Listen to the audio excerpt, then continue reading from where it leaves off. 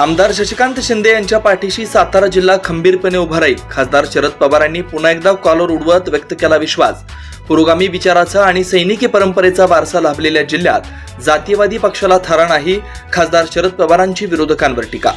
महाविकास आघाडीचे उमेदवार आमदार शशिकांत शिंदे यांचा सातारा जिल्ह्यात सर्वत्र झंझावाती प्रचार सुरू आहे. या निमित्त आज राष्ट्रवादी काँग्रेसचे ज्येष्ठ नेते खासदार शरद पवार यांची पाटणमध्ये जंगी सभा मोठ्या उत्साहात पार पडली.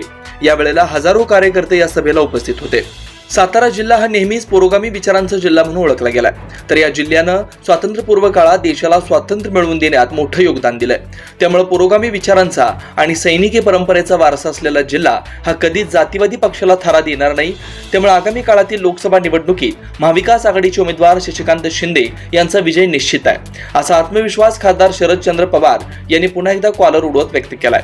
पाटण तालुक्यात आयोजित केलेल्या प्रचार सभेमध्ये महाविकास आघाडीचे नेते माजी मुख्यमंत्री पृथ्वीराज चव्हाण, सातारचे माजी पालकमंत्री बाळासाहेब पाटील, माजी सहकार मंत्री विक्रमसिंह पाटणकर, पाटणचे युवा नेते सत्यजित पाटणकर, शिवसेनेचे जिल्हाध्यक्ष हर्षद कदम, राष्ट्रवादीचे सचिव राजकुमार पाटील तसेच महाविकास आघाडीचे विविध पदाधिकारी आणि कार्यकर्ते हजारोंच्या संख्येने उपस्थित होते. पाटणच्या भूमीत झालेली ही ऐतिहासिक सभा सातारा जिल्ह्याचं राजकारण बदलून दाखवेल असा आत्मविश्वास देखील महाविकास आघाडीच्या सर्वच नेत्यांनी आपल्या भाषणातून बोलून दाखवलाय.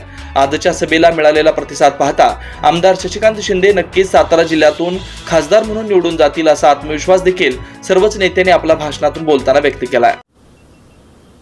सातारा जिल्हा हा देशाचा एक अग्रगण्य जिल्हा आहे.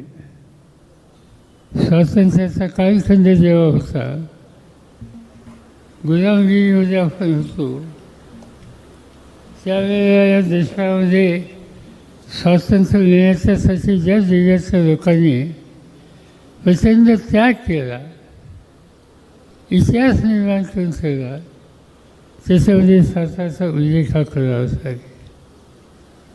अनेक मान्यवर त्यांनी यासाठी खस्ता खाल्ल्या, आयुष्याचा उरेलीचा काळ झुकून दिला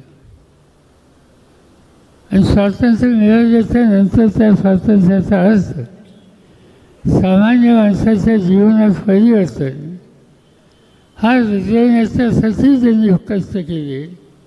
47च्या नंतरच्या काळात त्याच्यामध्ये पुन्हा सातारा जिल्ह्याचा उल्लेख करावा लागतो आणि त्याचं महत्त्वाचं कारण या जिल्ह्याच्या जुन्या सातारचा एक सुपुत्र यशवंतराव चव्हाण यांनी स्वातंत्र्याचा अर्थ लोकांच्या जीवनामध्ये कसं परिवर्तन करण्याच्यासाठी घेणं शक्य आहे या संबंधीचा विचार घडवला.